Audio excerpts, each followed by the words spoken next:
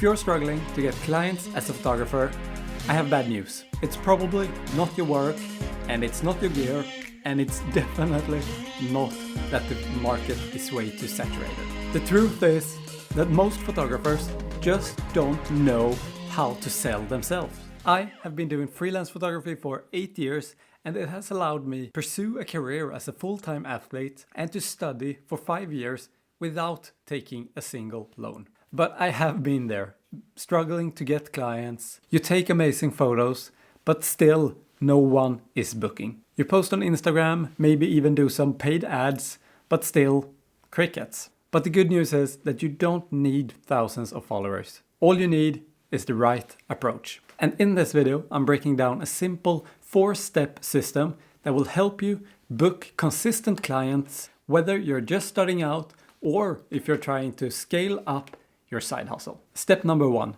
get clear on your ideal client. What is the biggest mistake photographers make? It is that they are trying to be everything for everyone. The more specific you get, the easier it will be to attract the right client for you. Are you a wedding photographer, a brand photographer, or portraits?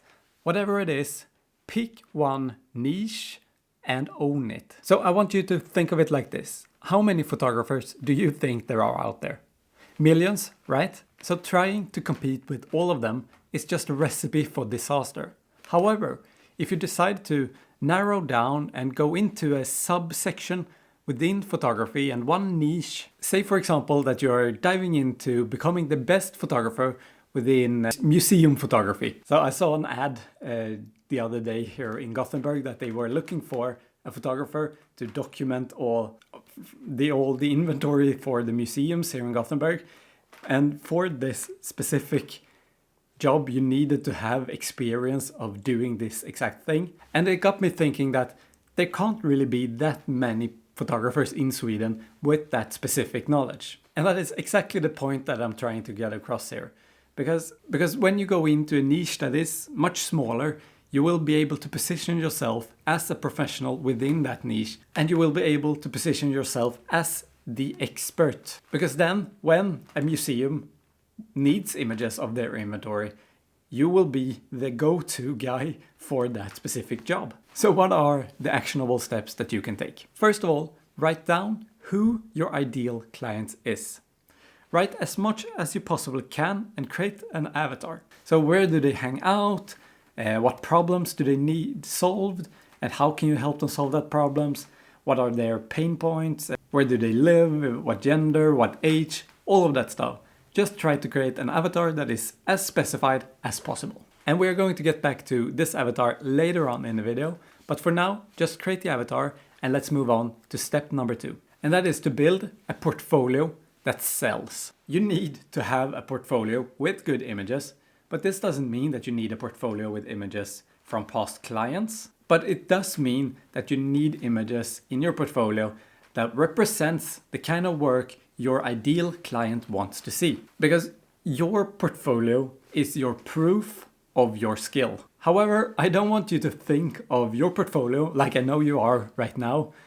Because yes, I know what you're thinking right now. Because I want to challenge you on this one. Because first of all, what do you think the purpose of the portfolio is? Is it to show your images? Well, that is wrong. The purpose of the portfolio is to land clients. And with that in mind, we're going to take the focus away from the images for a little bit and put our focus to our ideal client that we identified in the previous step. And with this just little mindset shift, we're going to create some amazing results for you all. So we are going to start off with the question, what is it that your ideal client wants to achieve? Let's say, for example, that you are a sports event photographer.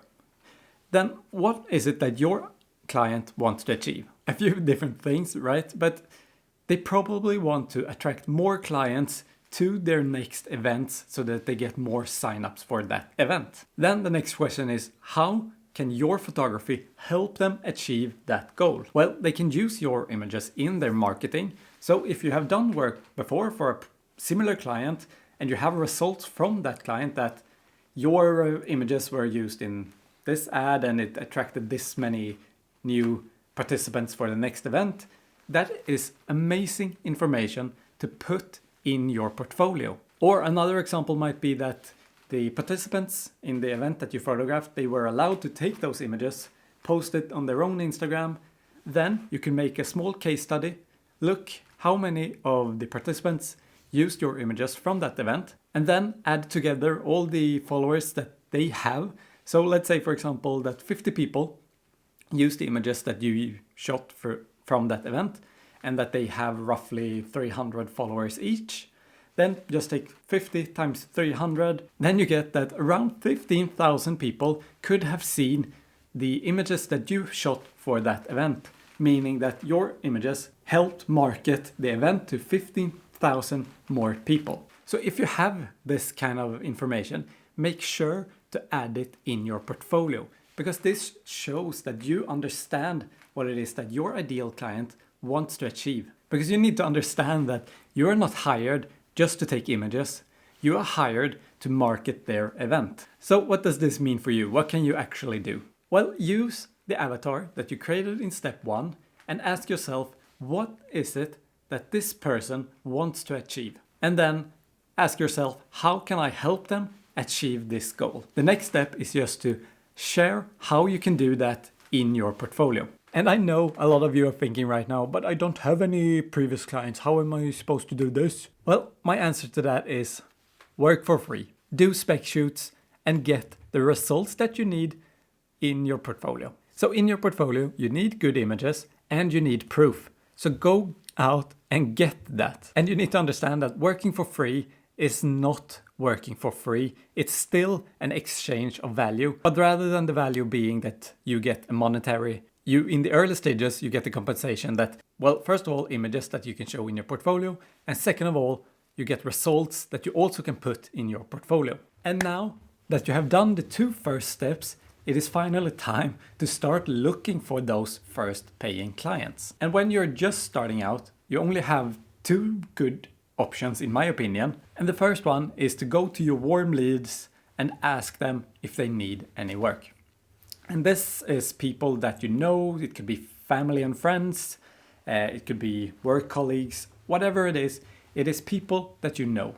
Just go ask everyone you know and tell them that you have started this business and that you are looking for new work. The second option, however, which is probably the one most of you will end up doing in the end and anyways, is doing cold outreach. And if you're thinking to yourself that, cold outreach, that sucks, I don't need to do that, I'm better than that. Honestly, I'm just tired of hearing this, because the thing that most people do wrong is that they don't think of the LTV or lifetime value of every single client. So just stop thinking about the amount of emails you need to send and start thinking about how much a single client could be worth. For example, one client might book you for a 1K shoot, which it's not much, right? But then let's say they enjoyed working with you and they liked the results that you created for them.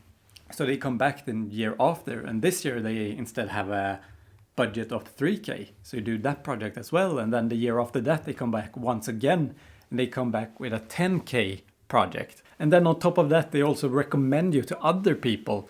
So they help you get new clients as well. Meaning that this single client that just hired you for a 1K shoot, throughout those 3 years, they would actually be worth 14K if you add it all up, plus the new clients they help you attract to your business. And if you didn't understand it, it is based on a true client for my own business. So step number 3, I would summarize it to being send cold outreach emails. But make sure to write personalized and well-formulated emails. And if you want to learn how to write better emails, I have made a video on that you can find up here or down in the description. Then the last and 4th step within this process is to turn 1 client into 10 clients, also known as the referral system. So now that you have done the first 3 steps of this process, you should have already landed your first clients. And yes, this might take some time, and it should, because you are trying to build a sustainable business,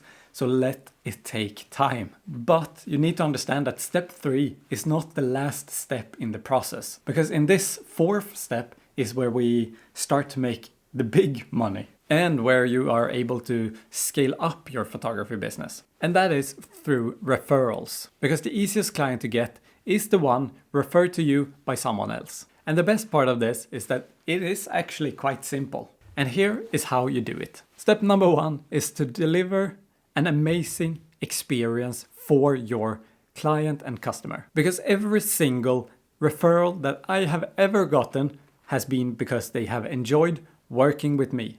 Not a single time has it been because they thought my images were out of this world good. It has always been because I have been a nice person to work with and I have done a good job and they have enjoyed working with me. When you do land a client, make sure to deliver an amazing experience for that client. Step number 2 is to ask your client for a referral. Just ask in a friendly tone, or even just send an email a week after or whatever, and just ask them, do you know anyone who might need photos just like this? Step number 3, bonus step, you could also add an incentive for your previous clients to refer you. So for example, if a previous client refers you to a new client, then they might get 10, 20, 30% off on their next booking. Because over time, this will just keep on adding up and give you more and more and more clients without you needing to do step number 3, which is doing the cold outreach. And this step number 4 is where you get way more clients that are willing to either both pay more and do more shoots with you. However, to get to this point, you can't skip the first 2-3 steps because you need people to honestly refer you to other people. They need to actually recommend you. So you need to do the first step, which is cold outreach, and then you need to create an amazing result for that client. And if you follow this step, you will land clients sooner or later, but it just takes time. Because this is not the linear progression. It is going to be very slow in the beginning, but as you start to get more referrals over time, it's just going to speed up, and in the end, you might even have to say no to potential clients. It is a quite simple system, but now I want to know what your biggest pains and struggles are with getting clients. Let me know down in the comments, and make sure to check out the free branding checklist down in the description. And in the meantime, check out this video here on how to write better pitching emails to potential photography clients to speed up step number 3